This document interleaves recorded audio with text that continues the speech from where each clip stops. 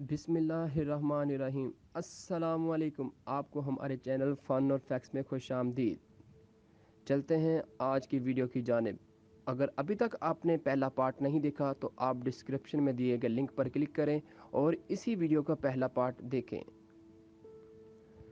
मगर अंदरूनी हालात की ख़राबी और ईसाई हुक्मरानों के मसालियत उसके आड़े आ रही थी। एजी नॉलेज ने जो सलीबियों का सरगना था बज़ाहिर मसालियत कर ली थी, लेकिन सुलह के बावजूद उसने मुसलमान काफिलों और ताजरों को लूटना शुरू कर दिया था। एजी नॉलेज के कत्ल के बाद यरूशलेम की ईसाई हुकूमत की जड़ें कट गईं और सलीबियों ने फैसला कुन जंग का ऐलान कर दिया। तमाम हुक्मरानों ने अपनी फ़ौजें इकट्ठी कर लीं। दूसरी तरफ सबूरिया और तबरिया के दरमियान सुल्तान ने पहले ही मुसलमान फ़ौजें मुतय्यन कर दी थीं। जो ही वो सफूरिया से तबरिया की तरफ निकले, 583 हिजरी में इस्लामी और ईसाई फ़ौजों के दरमियान लूबिया के मुकाम पर ज़बरदस्त मुकाबला हुआ। सलीबियों ने हथियार डाल दिए और कुआ हतैन में जा छुपे और इस तरह पूरा फ़लस्तीन शमाल में बैरूत से लेकर जनूब में गज़ा तक सुल्तान के कंट्रोल में आ गया। इस तरह 91 साल के तवील अरसा के बाद सुल्तान सलाहुद्दीन अयूबी एक अजीम फातह की हिम्मत से बैतुल मुक़द्दस उसके हकीकी पासबानों के कब्ज़े में आ गया।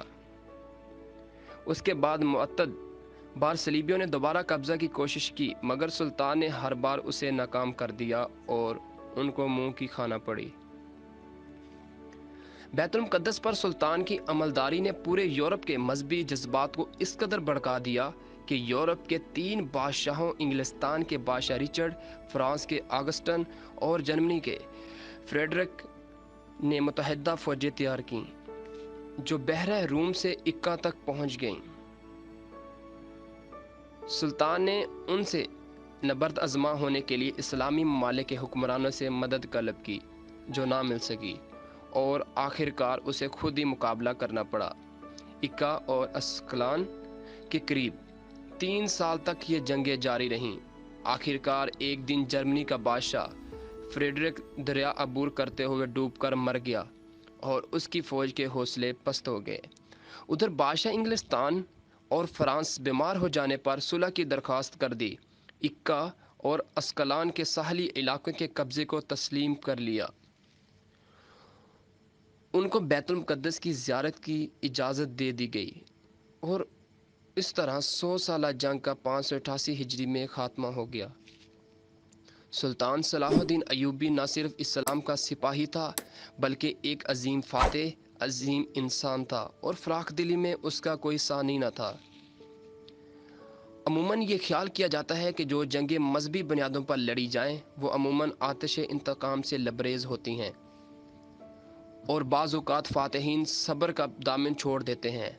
सुल्तान ने हमेशा बर्दबारी से काम लेकर मामलात को समझाया, जो इज़्ज़त और अज़मत सुल्तान सलाहुद्दीन अयूबी को हासिल हुई, किसी और फातह को हासिल न हो सकी।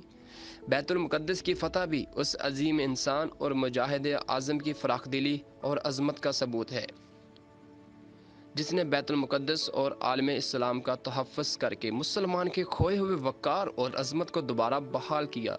सुल्तान एक कामयाब और आदिल हुक्मरान था, जिसने ज़िंदगी सादगी से बसर की और मुमलिकत के वसाइल अवाम की फलाह व बहबूद पर खर्च किए। मिस्र और शाम में दीनी मदरसे कायम किए और मस्जिदें तामीर कराईं, हस्पताल कायम किए, मोहताज खाने तमीर कराए, मुसाफिरों के लिए सराय तमीर कराईं और उलमा कराम का वक़ार बुलंद किया।